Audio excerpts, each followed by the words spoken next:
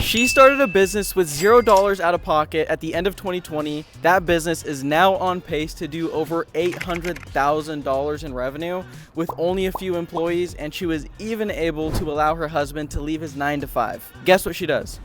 Tax and accounting.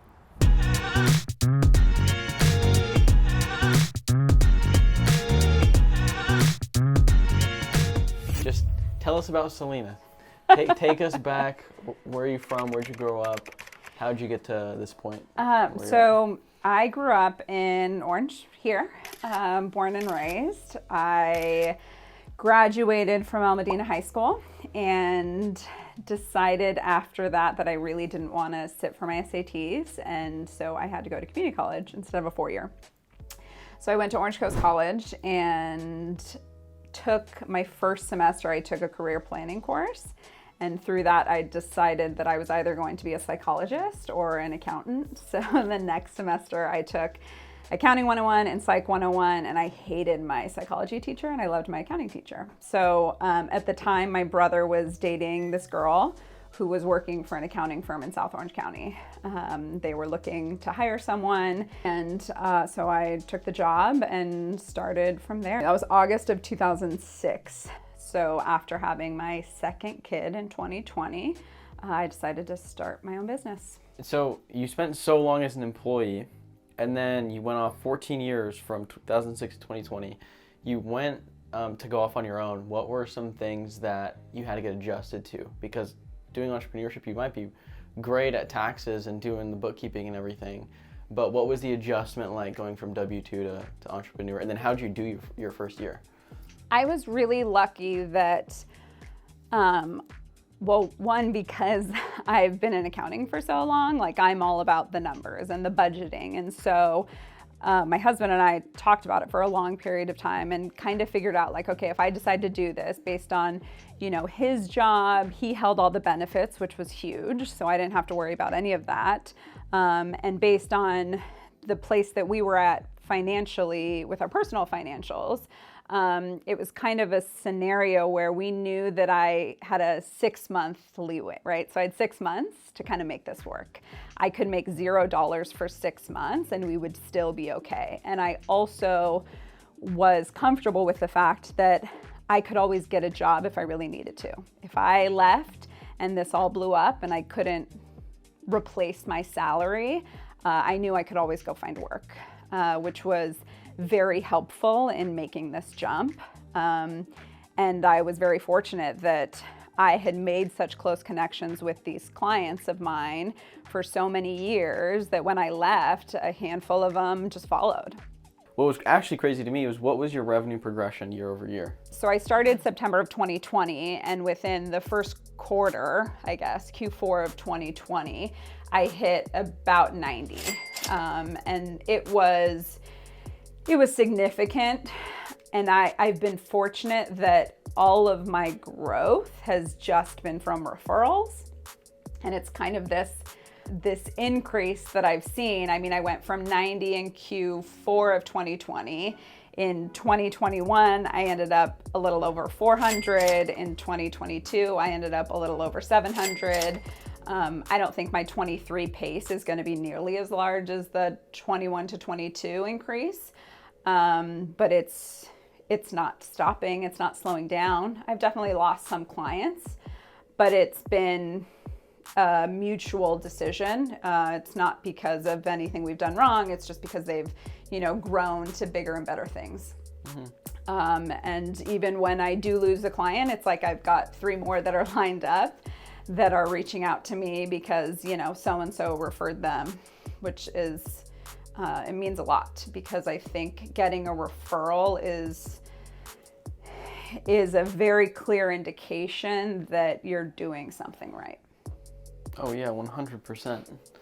Yeah, it's something we're working on actually, is getting more referrals. Yeah.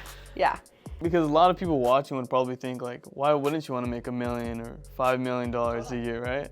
But like, why wouldn't you?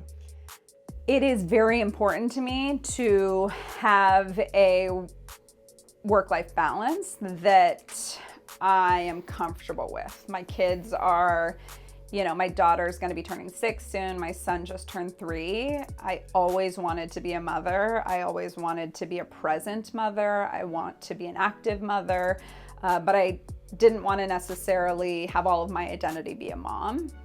So I always knew I wanted to be a working mom, but to have the best of both worlds, which is what my mom kind of had growing up. She was very fortunate that she only had to work part-time. And so I remember her about everything. I mean, she volunteered all the time. She was involved with all of the school things. She was involved with all of our extracurricular activity things. And I just always remember her being very present. My dad too, when he could. I mean, he would coach us in soccer, my brother's in baseball, things of that sort. And so it was always important to me to be able to do the same thing with my kids. So part of the concern is if I increase my revenue and if I get to these larger numbers, it's going to take me away from my ability to be present with my kids.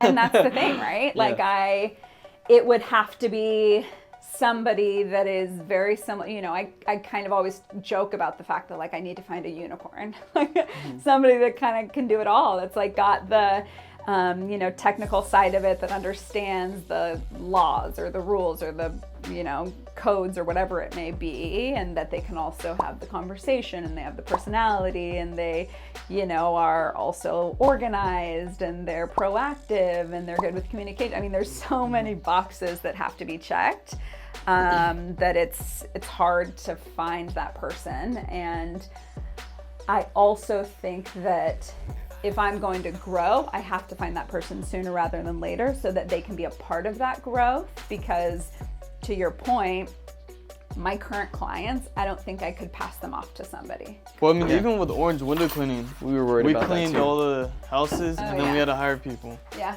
So, I mean, you lose some people, but I mean, that's when core values. Yeah, that's when core values come into play. Because then, it's so true. Like if you align the core values with your hiring process, and they're your values, like you just read, right? And you make the right pick, and it'll just click. Yeah, that's true. And the unicorn only needs to be 80% as good as you. Ooh. They're never going to be 100%. I know. And you have to accept that to grow.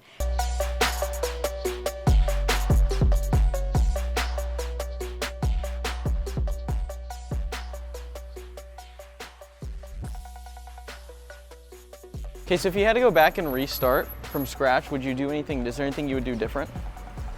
I would actually say no. I mean, when I started this business and clients followed me, I had legal issues with my previous employer because of it, because clients followed me. And that dragged on for, I don't know, a year and a half, and we eventually settled. But I don't think I would change anything that happened because I lived through it and I survived and my business is still thriving. And in terms of the business, it didn't hurt me. I'm still, growing and I'm still able to pay the bills, and I think that's what matters the most right now. If someone was on the edge right now, they were thinking, I want to start a business, but they're just scared to make that leap, what would you tell them? So I recently started reading a book called E-Myth Revisited. Oh yeah, Michael Okay, Gerber. so never read it before. It's the number one Haven't book read to the read. whole thing, but literally the first 2 chapters were so eye-opening to me that I wish I would have read that before I started my business. Because it talks about the 3 different people, right? So it's the manager, the technician, and the dreamer, entrepreneur, something like that, right? And it talks about how so many technicians, the people who actually do the work, think they can do it for themselves, right? Like me being an accountant. I was working for an accounting firm, and it's well, I'm doing all this work for clients. Why can't I just open up my own business and then the clients will just pay me directly? So many technicians, the people who do the work, may think that they can do that, but there's so much more to being an entrepreneur in terms of the manager and the dreamer or the entrepreneur, and I am neither of those. And it's been very difficult for me to pull that side of the business out of me. I I think I'm a little bit better on the manager side than I am on the entrepreneur slash dreamer side. No, that's really solid, because a lot of people who get into business with an already established skill set, like for you, for example, you're good at accounting and tax. Right. You can be really good at accounting and tax, but you still have to worry about the sales, the marketing, the hiring, Exactly. and then all the other departments that come with building a business, because none of that is established when you're starting out. Yeah, it's all the operational side of things that you don't necessarily know to do as, you know, in my case, a tax accountant. Right. Lastly, if anybody needs your services and wants to hire you for taxes or as an accountant, where can they find you? Where can they contact you? How can they contact you? So my business is Cedar Rose Consulting. I've got a website. You can email admin@cedarroseconsulting.com, and yeah, we can help you out with all of your tax and accounting needs. Awesome. Well, thank you so much for doing this. Thank you for your Thanks, time. guys. If you guys want to hire Salina, she's actually our accountant too. Can totally vouch for her. We'll put her info in the description below. And if you haven't subscribed yet, hit the subscribe button, hit the notification bell, and let us know who you want to see next. Peace.